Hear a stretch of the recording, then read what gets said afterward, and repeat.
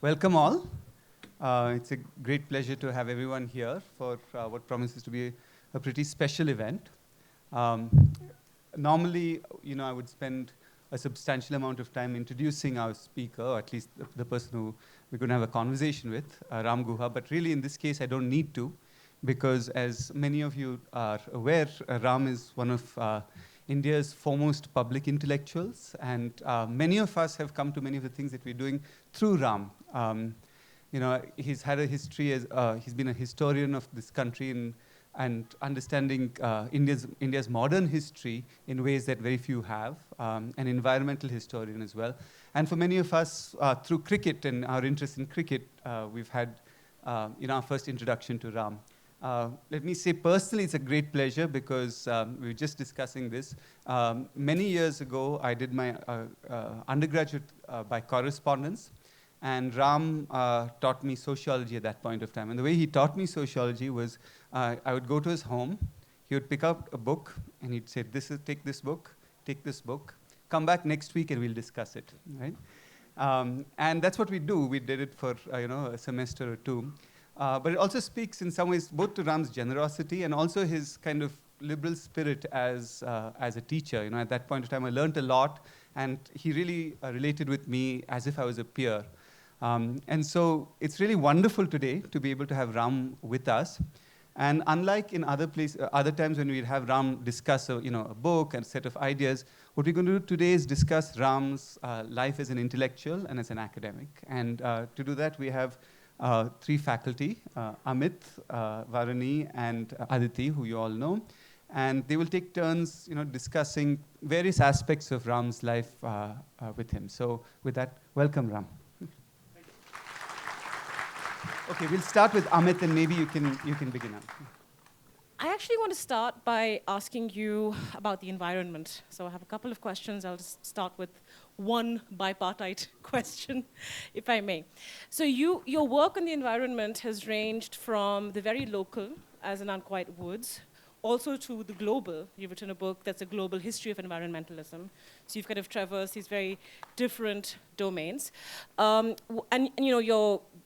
This is just for those of you who may not know, your research has taken you to several continents. You've worked in the US and Germany, in countries in Latin America and Africa. So you've seen these movements very close, and you've done a lot of work that's global and cross-cultural, importantly.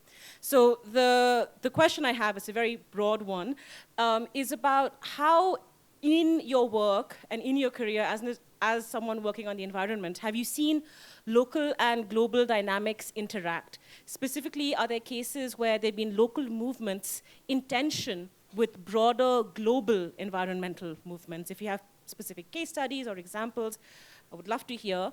And somewhat relatedly, that's kind of the second part of the question, speaking more to where we are now.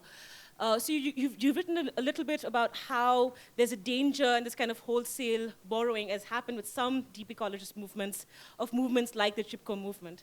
But I'm wondering, where we are now is where we see movements like Fridays for Future and Extinction Rebellion, which are largely urban youth-led movements that began elsewhere in Sweden and in the UK, that have now spread worldwide, including to Bangalore. And I'm wondering just what kind of normative stance we ought to adopt towards these. So should we encourage young people to kind of uncritically embrace these movements, take to the streets, do what's asked of them by these movements, or should we be thinking more about what adaptations might be required to the local context? And if it's the latter, if there's some adaptation required, how local? Like, how granular do we get? Is it India? Is it Karnataka? Is it Bangalore? Thank you, Aditi. That's a very important and wide-ranging question, and I'll try and answer it to the best of my abilities. But one way of answering it is to begin with a phrase that Arjun used to describe me, which is a phrase I myself don't like using, public intellectual. My great mentor, Andre Bete, once said, the problem with the public intellectual is he or she, in my case he, is more public and less intellectual. So I see myself as a historian and writer, historian and columnist. And I say this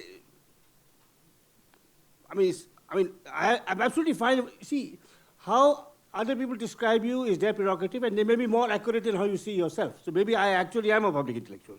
But the reason I'm going into this while answering your specific question is a term I resist even more, not that you have applied it to me, but other people do, is environmentalist. I'm not an environmentalist.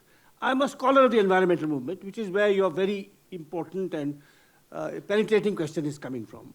And I'm a lifelong student of the environmental movement. I began my research in the early 80s. My first book was a study of peasant protest movements in the Himalaya, including the Chipko movement. And that was local, to answer your question. It was not just local, it was contesting a global consensus, which was very widely prevalent at the time in the 80s among sociologists, historians, political scientists, economists, that environmentalism was a rich person's problem. You know, you first had to grow, develop, destroy, and then you could think of protecting. And I recall there was an economist called Lester Thoreau, whom Arjun will doubtless know, and so will some of you others, who wrote a book in 1980 where he said that when one looks at environmentalism around the world, one is struck by how much it is a concern of rich countries and affluent populations within them. Poor countries and poor individuals simply aren't interested. Now, this is this was, and I had, the Chipko movement had broken out 7 years before this book had come out. Yet, of course, economists of a certain kind are known for their magisterial indifference to everyday life. I mean, it's what works on the page, and with mathematics that kind of appeals to them. So I think what I not just me, other people. I was talking with one of your colleagues before coming here about someone who's a great influence on me, who is the Catalan scholar Joan Martinez Alier, who's worked in Latin America and so on. And the idea that poor people could be concerned about environmental sustainability. The destruction of their forests affected them. The pollution of their rivers affected them because it affected their livelihood, their subsistence, their capacity to reproduce themselves and feed their families. So I think that was how environmentalism entered my consciousness. I think before I started traveling outside in other parts of India, I was also very lucky in that I was able to connect with environmental initiatives, what we call livelihood environmental initiatives, in different parts of India. So, for example, the fisher folk struggle in Kerala, and the economists who did outstanding work, a different kind of economist, a grassroots, empirical-based economist, who did outstanding work on that struggle, John Kurian, who showed how the advent of trawlers had destroyed the marine ecosystem and impoverished artisanal fisherfolk. Or if you think of the Save the Western Ghats movement, which many people in Karnataka were active in, the restoration of common lands in Karnataka, which was a major issue in the 1980s. And then, of course, the Narmada Andolan and Medha Patkar. So I was able to see this diversity of environmental struggles going on in different parts of my country, and to observe them, study them, interact with many of their leaders, activists, and participate with them, not just in chronicling what was going on, but also putting forward a larger argument about what development should mean in India. Could India feasibly emulate Western patterns of resource-intensive, capital-intensive, energy-intensive development, given our higher population densities, given our history of colonial exploitation, given the fact that tropical ecologies are much more fragile than temperate ecologies? Could we actually go down that route? And I think the 70s and 80s were incredibly productive time for environmental activism and environmental thinking, theorizing in India. So, you had, of course, scientists like Madhav Gadgil here, or A.K.N. Reddy, also in Bangalore, now a forgotten figure, but a pioneer of sustainable energy and alternative technology. You had sociologists, you had historians, you had anthropologists, you had the first growth of Indian environmental economics, and of course you had activism. And you had an impact on, and you had campaigning journalists. There were some outstanding journalists. If I was to go back to the 1980s, and the kind of work that was coming on environmental issues, forests, biodiversity, large dams, the impact, the destructive impact of mining. All these things were being written about in the press by some remarkable journalists. Too numerous to mention, but I can mention a few. Kalpana Sharma, Anil Agarwal, Daryl DeMonte, Usha Rai, Rajkumar Keswani, who actually anticipated the Bhopal disaster a year before it happened. So there was a very lively debate. Now, then you move on. I mean, I'm giving you this kind of historical retrospective, not partly because it's autobiographical, but partly because the younger people here. And I'll come to climate change in a minute. So you have, if you look at the history of Indian environmental thinking, shall we say in my adult lifetime, which starts in the early 80s. So you have a period of protest, activism, reflection, scholarship, policy advocacy, which leads to the first time to a Department of Environment in the center, in the states, to new laws, pollution control, biodiversity management, critical reflections on whether large dams are necessary, whether chemicalized agriculture is sustainable. All this is going on in the 70s and 80s. And then in 1991, you have economic liberalization. Now, what happens after economic liberalization? Now, I am one of those who believe that in many ways, economic liberalization was necessary. The license, permit, quota Raj was stifling entrepreneurship.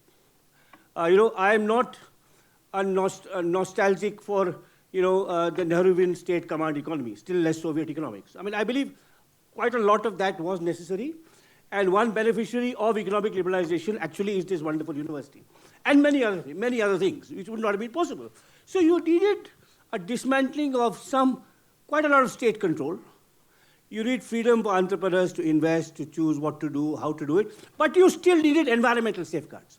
Those were crucial because the market cannot take care of that. But what happened with economic liberalization was that it came with a great deal of hype. And particularly the press capitulated. The press became gung-ho about economic liberalization. Environmentalists became the fall guy. In fact, the fall girls quite often. In the early 90s, I once did an analysis of how many venomous attacks there were on Medha Patkar in the Times of India and India Today. Right. Because she was seen as holding up economic liberalization. She became, environmentalists in general, but Medha became kind of the epitome of someone keeping India back, who's kind of a foreign agent keeping India back, by saying, hey, that chemical plant is polluting those rivers, by the way, and that mine is dispossessing the Adivasis of their lands. Just think about it. Right? Now, these are all important questions, but they got lost in the hype about liberalization. And we went through a period from about, say, early 90s till maybe 2005 or 2010, about 15, 20 years, where there's a great deal of anti-environmental backlash, not just among the state, not just among corporate interests, but among ordinary citizens, and particularly the press. In fact, by the end of the 80s, because of the pressure of the environmental movements, every newspaper had an environmental correspondence. By the mid-1990s, they had been shafted or maybe, reassigned to the stock market desk beat instead. And so then you had kind of 2 decades of deep public, intellectual, media, and state, and of course corporate antipathy to environmental questions. And then it came back with climate change. And thankfully it's come back. Okay. So I think that's where your question about Fridays for the Future and things like that comes back. So climate change has now brought it back for us. We can't ignore it. It is an existential crisis. Human beings and their arrogant disregard for nature and natural processes and the limits that this one earth imposes on us, and how we live and how we produce and how we consume and how we destroy, it's brought it all back. However, I think that's good, and I think that there would be many young people in this room who are deeply committed to climate activism, and that's wonderful. But let me just say this in conclusion to your question, that in conclusion to my answer to your question, that the older environmental issues of soil depletion, forest loss, chemical contamination, the deprivation of the livelihood of artisans, peasants, pastoralists because of rapacious industrial interests, mining, which is one of the most destructive forms, at least in India, forms of economic activity practiced in India. I mean, if you look at coal mining in Jharkhand and what it's doing. Now, all these are as urgent as climate change. And I like to say that even if climate change was not taking place, India would be an environmental basket case. Even if there was no climate change. Okay. If you look at air pollution, I was reading today that Bombay is now more polluted than Delhi, let alone Lucknow and northern Indian cities. If you look at our rivers, they are biologically dead. If you look at chemical contamination of the soil, if you look at even our best forests and the invasion of weeds, exotic weeds like lantana everywhere, right? So we are an environmental basket case. And we have to recognize that. We have to go back, in a sense, to the drawing board. This enchantment with, Gandhi said it 100 years ago. He said, God forbid that India take to industrialization after the manner of the West. He said, if we do so, we will strip the world bare like locusts. And China and India are stripping the world bare like locusts. So what does that mean? It does not mean we don't try and end poverty. It does not mean we try and stifle people's opportunities, that we introduce a regulated totalitarian regime. It means we recognize these natural limits. It means we take the inputs of our scientists, who will tell you how to enhance human welfare without necessarily destroying the environment. I'll give you one concrete example. Public transport in Bangalore. Our new government wants to build an underground tunnel connecting 50 kilometers of the city. It's all about private cars. Now, as it turns out, the top expert on sustainable transportation in India is a professor in the Indian Institute of Science. Now, why don't we consult him? But we won't, right? Because of, whatever the contractor, Babu, Neta, nexus. So whether it be science policy on education, water, biodiversity, whether it be activism, you ask an absolutely appropriate question. Activism must begin in your locality. It can't just be at the level of the globe. So I think these are all issues that we have to think through. It's great that after several years, probably a decade and a half, of being invisible or marginal to the public conversation, environmental questions are now again with us, urgently discussed, debated, taken up by scholars, by citizens. In your own university, you have a sustainability center with some outstanding scientists working on these areas. So that's how I would put it. We've gone full circle. I'm now more hopeful in terms of environmental consciousness, in terms of environmental research. I'm not so hopeful about its integration into public policy. I think, again, these are things people forget. When I was a young scholar in the 1980s, the Karnataka government used to produce, Anil Agarwal and Sunita Narayan and Kalpana Sharma started something called the Citizens Report on the Indian Environment. The Karnataka state government would produce an annual report on the Karnataka environment. It was edited by a remarkable scientist whom, I don't know whether there are any older people here from St. Joseph's College who were taught by Father Cecil Sardana. Is there anyone here who remembers Father Cecil Sardana? He was one of our great botanists at St. Joseph's College. He edited an annual report from 83 to 87 every year. What is the state of Karnataka's forests, its rivers, its cities, its energy, its transportation, with experts writing on it. So we have to return to that, and I think we are returning to it in terms of research, in terms of teaching, in terms of public consciousness, but not really in terms of public policy. Thank you. That was really, really informative and wide-ranging. I just have somewhat responding and somewhat furthering my previous question. In terms of response, I'm not sure. So you kind of made this distinction between climate change and other environmental issues. I think a lot of people would say, or there's an argument to be made that all of these are part of, the climate crisis. So one thing is about terminology. So there are arguments, at least out there, and some of them are fairly compelling, that where we are right now, it's no longer a time of change, but a time of crisis. And it's hard not to then start thinking about what's the appropriate response to crisis. Now, maybe you don't agree whether it's crisis or not, but that we can maybe also hear from you about, sorry. But kind of the broader question is, so in your book, How Much Should a Person Consume? That's 2006, am I right?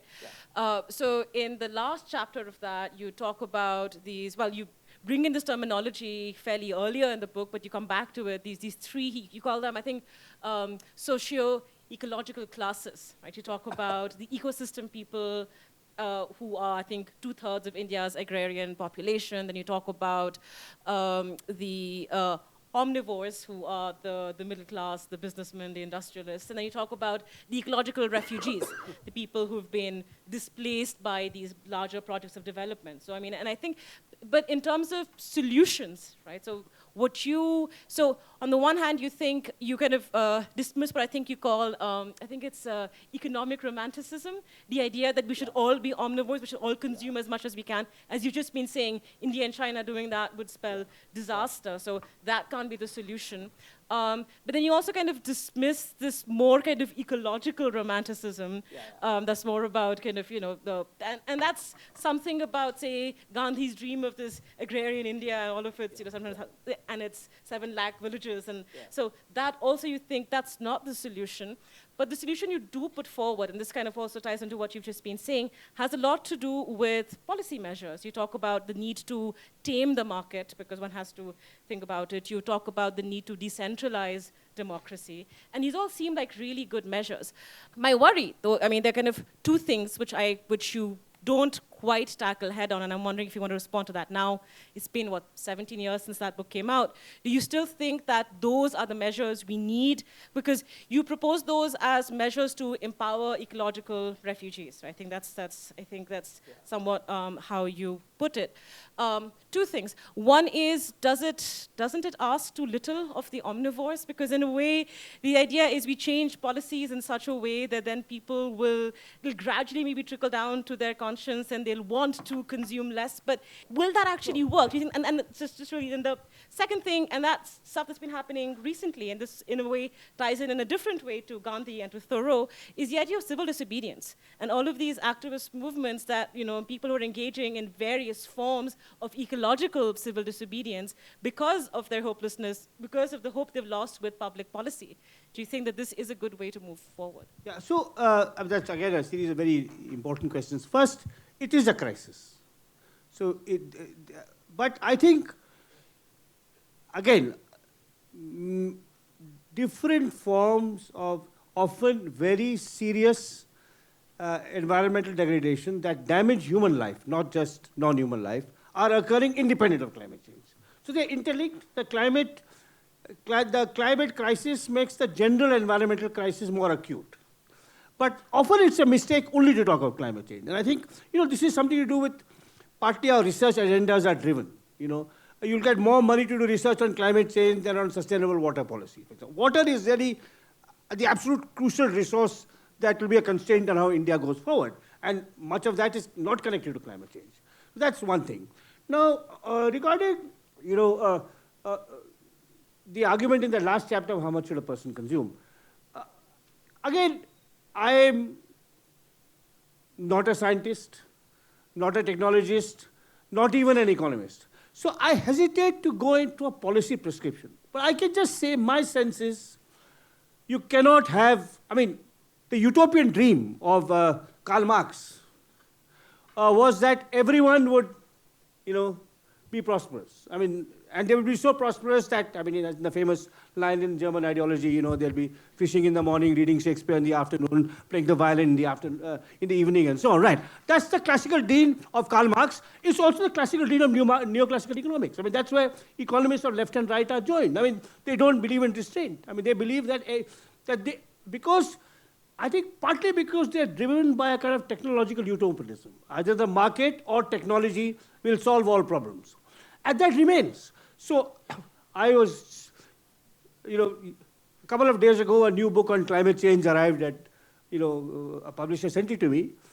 And it was blurbed by all the usual suspects, you know, Bill Gates, software titans from Bangalore, whom I shall not name, and so on, who think technology will cure everything. You know, while they will be in their private planes and their private yachts, you know, clean energy will solve it. Of course we need clean energy. Coal is awful. Oil is bad and coal is awful, right? Now, but lifestyles must change. Political structures must change. Economic policies must change. I mean, there are economists here who can advise better on what kind of economic policy you might need. But lifestyles must also change. You know, I mean, and I think this is, I remember talking about traveling abroad. I was once in an American city that was Tempe, Arizona. Which, like many large American cities, particularly in the South and the West, is so averse to public transport, it's all about the car. And some conscientious people in Tempe, maybe a progressive mayor, I don't remember, was trying to promote public transport. And I remember that the sign, the slogan, which was appealing to me because I've written on Gandhi, was, even Gandhi walked. Now, I don't know how it went down, right? In fact, long before the slogan, even Gandhi walked, which was about 10 years ago, in 1976, an American president walked, and it went down very badly. This is Jimmy Carter, who is the only American president in living memory to recognize the problem of overconsumption. And who actually, after Reagan's anti-environmental revolution, Jimmy Carter, promoted sustainable energy and for the first time. And after his inauguration at where is the inauguration generally? On the steps of Capitol Hill. He walked to the White House. And everyone said, kaisa ullu hai? What kind of president walks to his house right now? I mean, no one could take it in America, right? So I think in that sense, restraint is important. So whether it is moral restraint, whether Gandhi would advocate, whether it is public policy, which, economists, progressive economists who advocate. So I think that is something. I can't. But you're right. I mean, the omnivores. The omnivorous tendencies have to be restrained and checked in different ways. But they think technology will allow them to lead exactly the life they're leading, while solving the climate crisis. I mean, that's what the people who blurbed the book I got yesterday think, right? So I think that is a problem. However, there's one last thing I'd say. I mean, there would be political theorists in this room, and I'm not one of them. What are the problems with environmental sustainability? It's very hard to make it part of a political party's program because you won't see results in 5 years. Which is why citizens' action, civil society work becomes that much more important. I think that's why Jimmy Carter lost, because he said, you Americans, you're setting a bad example to yourself and the world. And the American dream, if you have to summarize the American dream, I've not studied in America, but I've lived in America. Several people here of your faculty have studied in America and, taught there.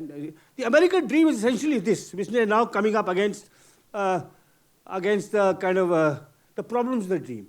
The American dream, at least since 1850, that is almost 200 years, has been, my children will live better than me. And what does live better than me mean? They will have more food on the table, which means more carbohydrates on the table, more meat on the table, bigger cars than me, more cars than me, a yacht where I did not have a yacht, 3 holidays a year where I had 2 holidays a year. That's what better than me means. And that's what has sustained Americans for the last 200 years. It still probably sustains them. I mean, if you tell Americans, Europeans, by the way, have recognized limits of consumerist lifestyles much better. I mean, that's one reason, for example, public transport is much better in Europe. It's also a reason Europeans were much more proactive on climate change than actually the Americans were. The Americans came to it very late. So you're right. I mean, we have to find a way of, making many people, including myself, people like me, less omnivorous. I mean, how that is done, is it through volition, is it through conscience, is it through technology, is it through economics? All these are questions. Okay, let me apologize to those who ran from history and did other things, whatever other things you're doing, because I'm taking you now and Professor Guha also to very nuanced study of Western Himalayas, into the history of Western Himalayas. Professor Guha, I'm going back with you to your first monograph, Unquiet Woods. In many ways, one can say that Unquiet Woods was probably one of the first monographs which explicitly brought social and ecological histories of South Asia in one frame. I'm reading Unquiet Woods for my research. I'm a researcher who works on Western Himalayas and particularly Princely State of Jammu and Kashmir. And it is also one of the recommended readings in an elective course that I teach here at APU, the Connected Histories of Western Himalayas. So the ideas that I'm going to share, I'm sharing the blame with the students as well because you fed me the ideas. So what I'm looking forward to hearing from you is a sort of reflection upon some of the ideas which spring from our reading of your book. You show in your book the remarkable history of peasant resistance in Uttarakhand, going backwards from Chipko movement all the way to what you call a century of rebellions. You credit this rebellious zeal to the religious and moral economy of the Himalayan societies, apart from the absence of sharp inequalities. And I quote you, you write, the absence of sharp inequalities in land ownership within the body of cultivating proprietors who formed the bulk of the population was the basis for the sense of solidarity within the village community, unquote. Through my own reading and observations, I can think of at least 3 possibilities of this solidarity, apart from what you are already saying. So first is religion. In the Hindu societies of Western Himalayas, apart from the acceptance of Cossack god-like image of king, people are very much into deity culture. Just to give you a brief idea, deity culture is every small village, every clan has a deity in Western Himalayas. And if you go by historians who work on Western Himalayas, they'll say that this deity culture was in fact a buffer between the state, the king on one side, and the peasants on the other side in pre-colonial times. Now, every village, every clan seems to have a deity of their own, which did not only mediate within the village boundaries, but also acted as a buffer between the state and the peasantry. The colonial state, while defining the sovereignty of Himalayan societies, did not give validity to any other institution but of the kingship. Now, many scholars will call it divine kingship, because it's not only the king who is Cossack god, but king has to negotiate the deity of that particular village. Do you see this impinging upon the divided sovereignty of Western Himalayas between the king and the local deity by the colonial state as an assault on the moral economy of the peasant order? That's question 1. Question 2 is about caste. Yeah. So this is a very profound question, and I must confess, I'm largely ill-equipped to answer it. For the reason that, you started by mentioning some of the merits of Unquiet Woods, but of course it had many demerits. And those demerits did not merely come from it being my first book. That's fine. I mean, first books actually often have things that later books don't have. They have more energy, more enthusiasm, more idealism, and that's good. But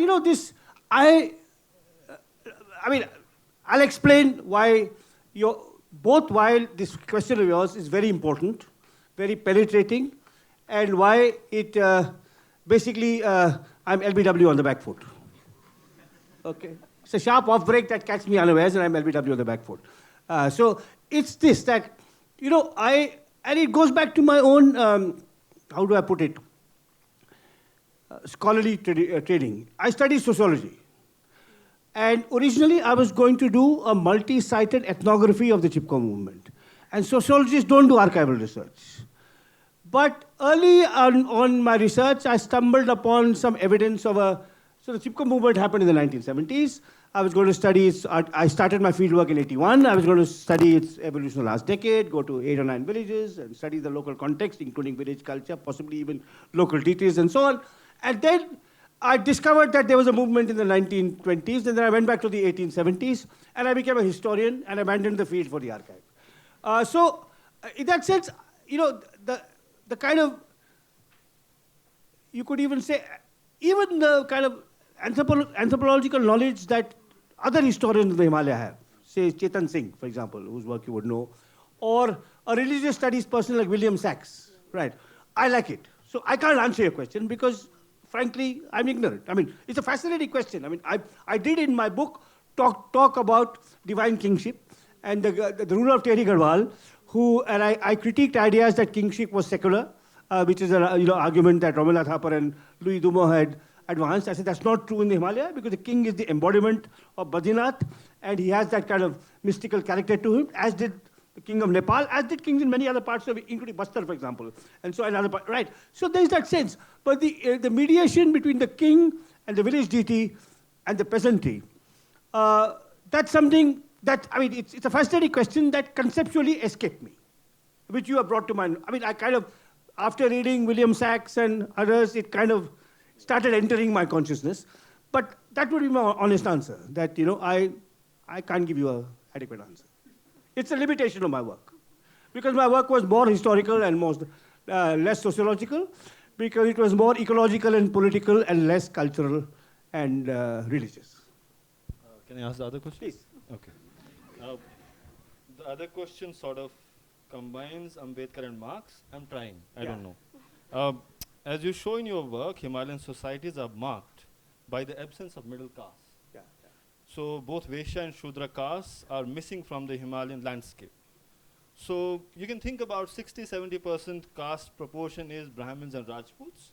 Around 20% is Doms, that is lower caste Dalits, and who are mostly involved in agricultural labor and artisanal work. Now, when you think about solidarity, do you also think that caste consciousness could be one way to look at solidarity? Because peasant societies on one side have overwhelming upper caste, and king is also upper caste. So that is that one way to look at solidarity. And linking to this, the question of surplus labor.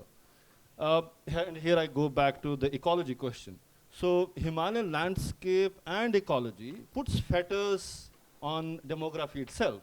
So population is sparse. You don't have surplus labor.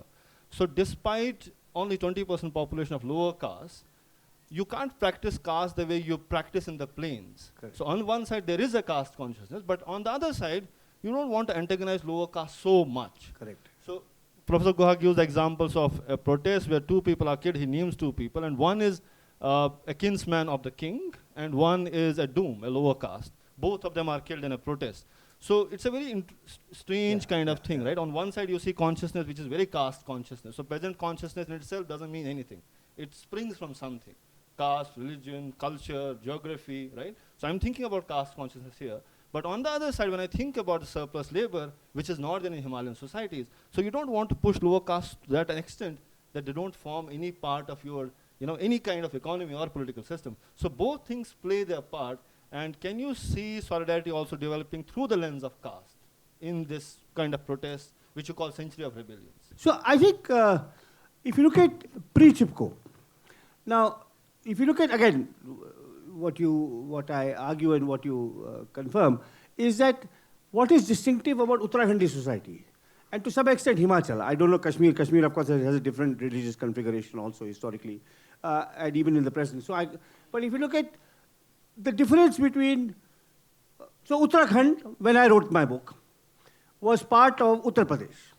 It no longer is, which is part of the story, which is, I'll come to that. So Uttarakhand, the 8, now I think there may be 10, but there were 8 hill districts of Uttarakhand, historically divided into Garhwal, which is the west, and Kumaon, that is the east, which were 2 medieval kingdoms, have something like 60-65% upper caste, maybe 20% lower caste, a few artisans, a few Muslims, and a few Muslims, 3-4% Muslims. But if you contrast them to the Uttarakhand plain, if you just come down to what is now Uttarakhand now, and Roorkee, which is part of Uttarakhand, right, you will find that what we call OBCs are 30, 40, 50% of the population, but they are invisible in Uttarakhand. So that's the first distinction. The second distinction, which is again marks out Uttarakhand not only from the plains of Uttar Pradesh, but from most parts of India, is the Brahmins cultivate. The Brahmins who own the land themselves cultivate. Now, this is true in some places in Karnataka. The Havik Brahmins in Uttar Kannada who have these Arekanat farms are actually involved in cultivation. But the Maharashtrian Brahmins, the Uttarakhand Brahmins, the Tamil Brahmins, the landlords who don't cultivate. So the Brahmins actually cultivate, which means there is an element of peasant solidarity because they're actually cultivating, right? So I think these are things that clearly helped consolidate. But the history of conflicts so upper castes, I mean, Brahmins and Rajputs, or self-described Brahmins and Rajputs, were about 65 to 70% of the population, very unusual anywhere in North India. What was the precise relationship between them and the Dalits? It may not have been as feudal, as brutal, as savage as in the plains, But I think we await a serious historical analysis or even anthropology. There would have been discrimination. I mean, certainly anthropological analysis studies suggests that. If you look at Gerald Berriman's book, Hindus of the Himalaya, but it's all the fringes. It's a village close to Dehradun, so it's on the fringes, so maybe there caste discrimination was more acute. But there were other issues. There's a movement which I don't mention in my book because it was not connected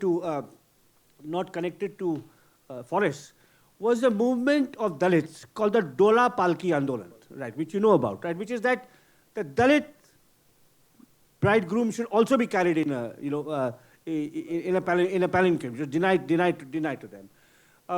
But the absence of backward castes is very important. In fact, the Uttarakhand movement was started in the 70s on questions of access to forests and water and local resources. But it really intensified only after Mandal. It intensified in the early 90s when 27% reservation was extended to the hills, where there were no backward castes.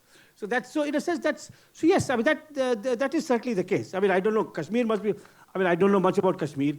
So, but one last thing I'd say about caste, that, the way, the dynamics of caste is actually very, very interesting. I mean, look at the history of caste as a historian, and not as an activist and so on.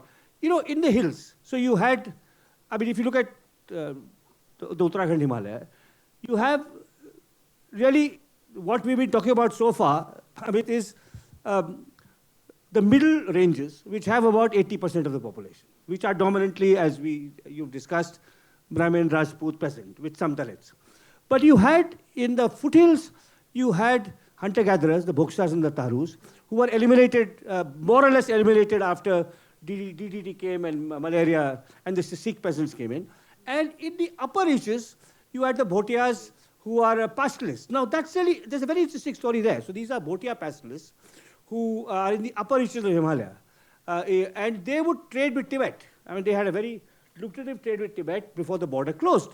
Now, the Bhotias wanted to be called Rajputs, but the mainline Uttarakhand Rajput would deny them that. They would say, you go across the Himalaya, you eat different kinds of meat. So they would not, you have obscure practices, so they would not be recognized as Rajput. So they wanted Rajput status till 1959, so from about when the first caste census started, so shall we say, from 1930, 1910, 1911 till 1950s, they wanted Rajput status. So the Bhotia pastoralists of the upper Uttarakhand Himalaya were claiming Rajput status. In 1959, after the first border conflict with China, the border closed, their source of revenue went, and then they started claiming tribal status. So in fact, there's a very interesting old essay by the anthropologist Gauri Shankar Bhatt, which called From Caste to Tribe. I mean, anthropologists normally talk about the transition from tribe to caste. This was kind of the reverse. But that is, of course, an anomaly in the whole. Thanks, everyone. This has been a lovely conversation, and I almost don't want to come in because I think both Aditi and Amit have asked some very pertinent questions about Ram's work that I feel in more recent times it doesn't get talked about in the same way. But we want to open up the floor to discussion by three. So I'll come in now. Ram, I wanted to step back a little bit and look at the past, few decades of your scholarship, of what your first book, Unquiet Words, what that started off with. In between, and I don't know if any of you have noticed this, but Ram has published a book literally every single year. There's just few periods where there are 2 or 3 years between your books coming out, but there are books that you've published every year.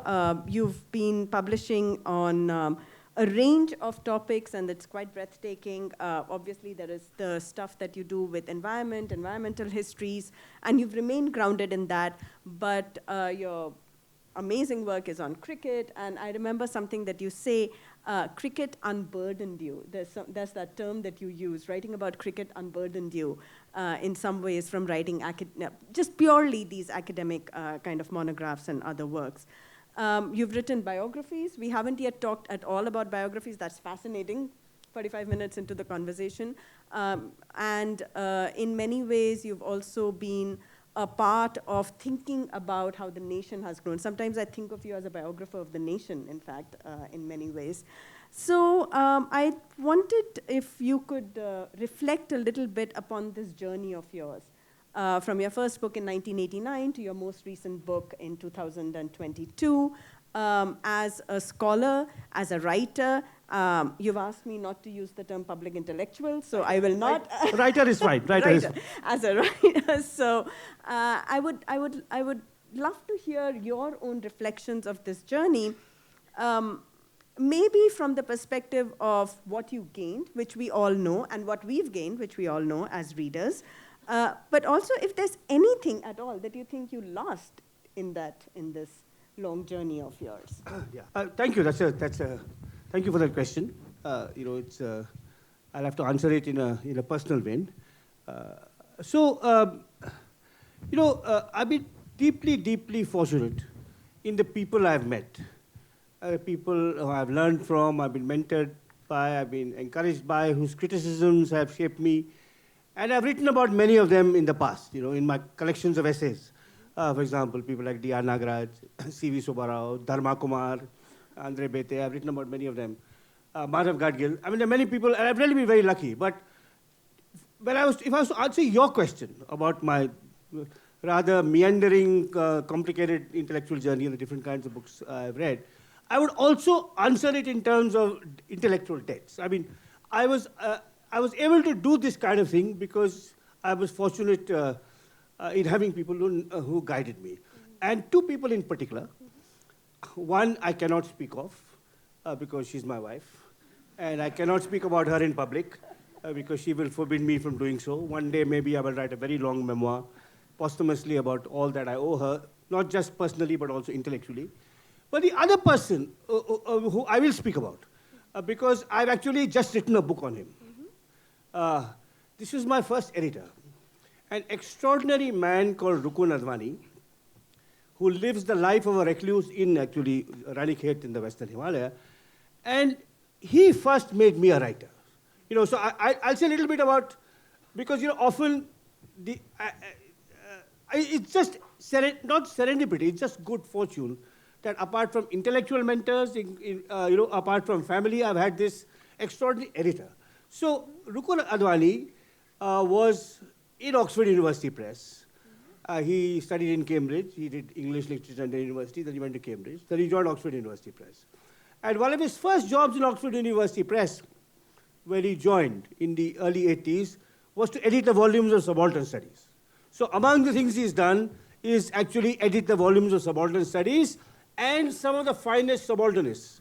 So the works of Ramachandra Guha, David Hahnemann, Partho Chatterjee, Sudipto Kaviraj, and several others, Romila Thapar, Jean Drèze, he's edited all these people. But all those people would have become writers and scholars without him. I mean, he made me a scholar. Somehow, I was discussing my PhD work with him. I bumped into him somewhere, and I had, as a sociologist, I thought I'll write 2 articles. He said, there's a book in it. So I started writing. He showed me how to convert my thesis into a book. Then it so turned out that when he was in university, we were contemporaries in university in the 70s, but we didn't know each other then, because he was a brilliant scholar who always came first in class and was destined to get a scholarship to Cambridge, and I was merely playing cricket for the college. So at some stage, after I published The Unquiet Woods, he wrote to me and said, look, I remember you were mad about cricket in college. Not just playing cricket, but talking about cricket, listening to commentary, quizzing about cricket, setting quizzes about cricket. Why did you start writing on cricket? And that's how I became a cricket writer. Then even my biography, my biographical writings owe immeasurably to him. So, writing biography it's a very special, and dare I say it, very difficult literary form, particularly for a scholar, particularly for someone trained in sociology, who comes from an academic tradition where you're not supposed to give individuals too much importance. It's always social structures, processes, caste, gender, state, technology. You're not supposed to spend your life with one individual. And the first biography I wrote, which was on Verrier Elvin, went through 8 or 9 drafts, which essentially he rewrote. And I've just written a short book, which is my tribute to him.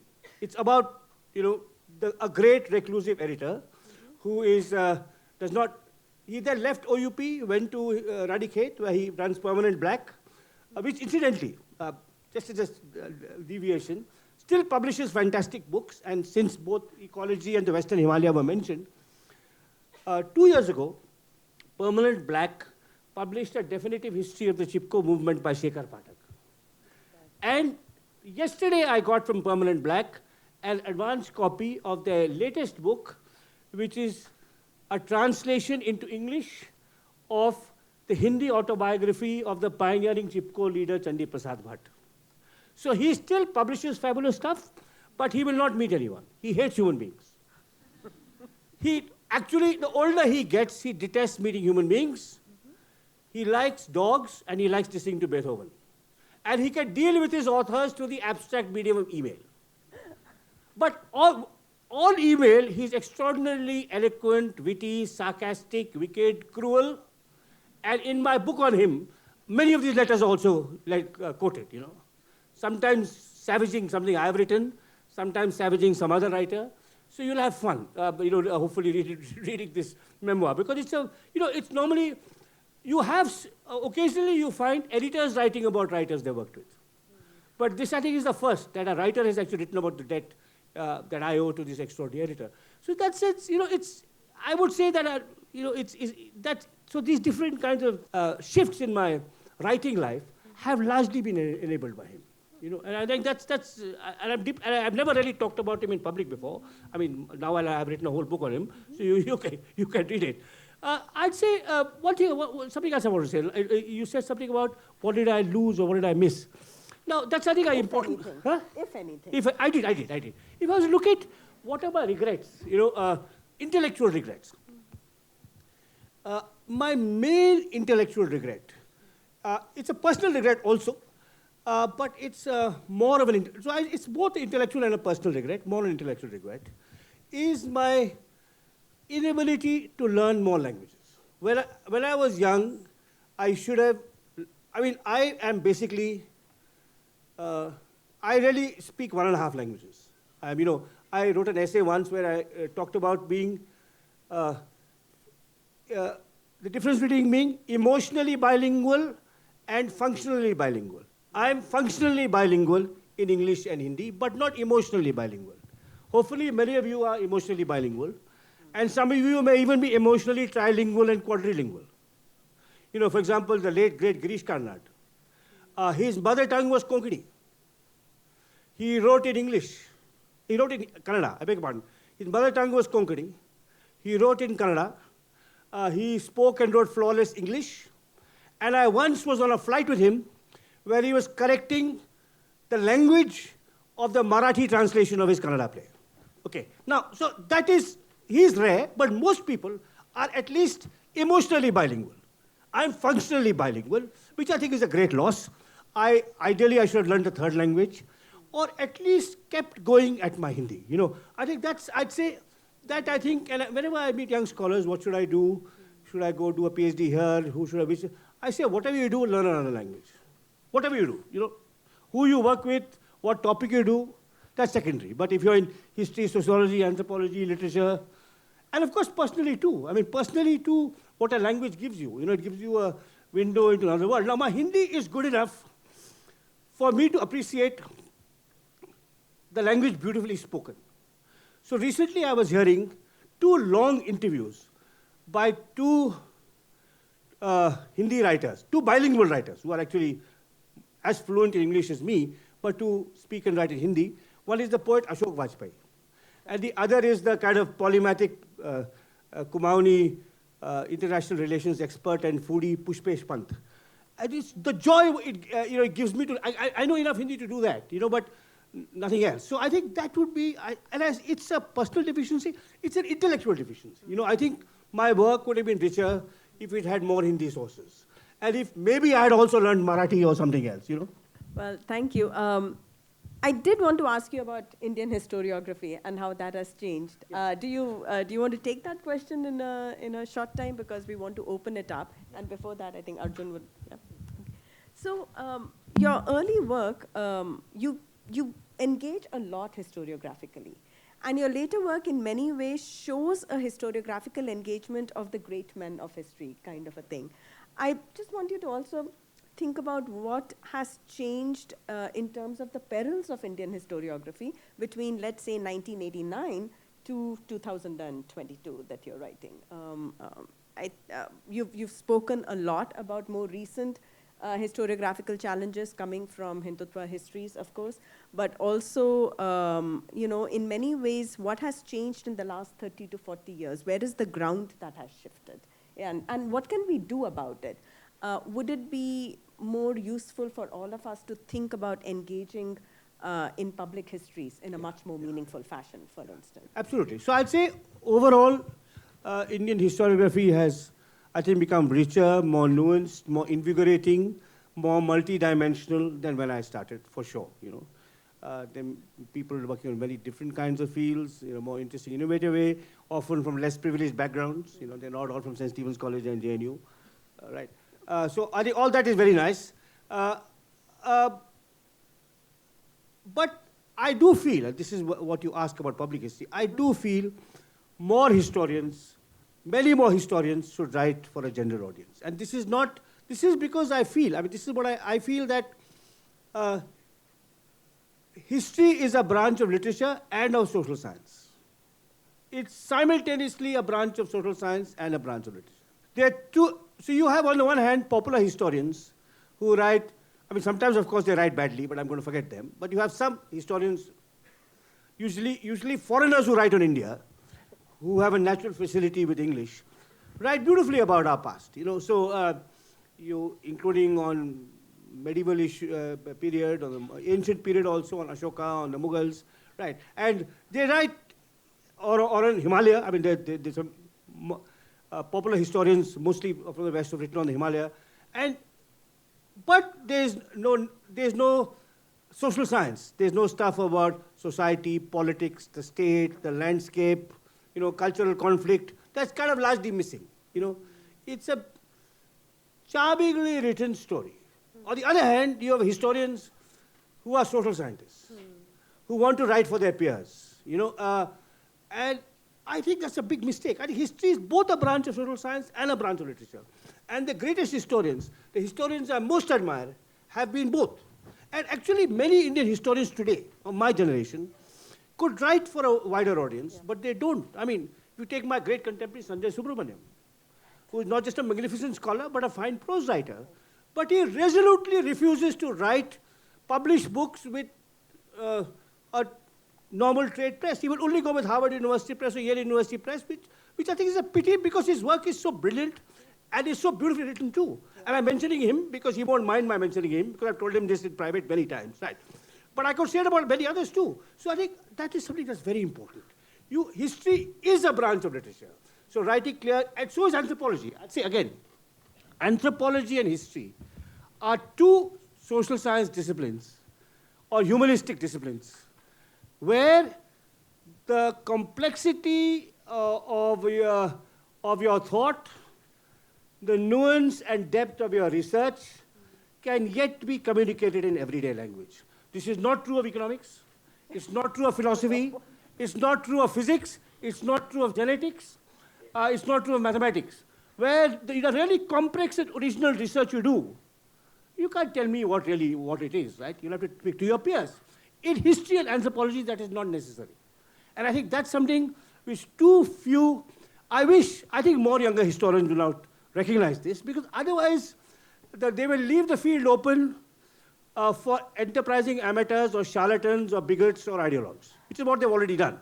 So I think that public history, what you're calling public history, because it's part of history writing. If you look at the historians I most admire, you look at someone like Linda Colley, for example. I don't know how much you read her work. She's got a brilliant analytical mind. She wrote a book on British nationalism, which in my view is the best book on nationalism ever written. It's called Britain's Forging a Nation. She has a new book on comparative constitutional history. It's brilliantly written, but it's also very subtle and nuanced. She understands the law, she understands political economy, she understands global change, and yet she can write in this way, right? So I think that's something, of course, in the past you had, of course, the people I grew up with, like Eric Hobsbawm and E.P. Thompson, who are both brilliant thinkers and fine writers, right? So I think that's something which, I think, if I may just, since we're talking about this scholars writing for a wider audience, if I may just tell a personal anecdote, which I hope will not be regarded as, not be seen as self-regarding, but it tells you about this prejudice that academics had, Indian academics had, and sometimes still have about writing for a wider public. I wrote an essay in EPW, which some of you might have read. It was a critique of subaltern studies' turn to discourse analysis. It was called Subaltern and Bhadralok Studies. That's what it was called. And I wrote this essay, and after I wrote it, I went to Tirumurti Library, and I met a professor from JNU. And he said, I liked your piece in EPW. I said, thank you. He said, I've given it to my students to read. And I've told them, don't be confused by how well it's written. It's still saying important things, which I think is the most curious compliment I've ever received. You know? So I think the best historians are social scientists and writers. You know, I think that's something which, and with anthropologists too. I mean, we talk about anthropologists. Okay, many of you would have, some of you at least, would have read the work of the great anthropologist James Scott. He's a master of English prose. And his ideas are so subtle, so complex, so original, so groundbreaking, and have shaped all of us. But it's a joy to read him too, you know. So I think history and anthropology, at least, you know, and maybe literary studies. In fact, I would say that, I absolutely accept, I don't know what Aditi thinks about this, and Arjun thinks about it, but I think that in philosophy, in economics, and certainly in the hard sciences, physics, biology, and so on, there is a difference between popular communication and, you know, really rigorous scholarly work, and maybe one needs to do both. I mean, like say Amartya Sen has done, or some philosophers have done. But in history and anthropology, what you write for your peers should be the same as what you write for everybody else.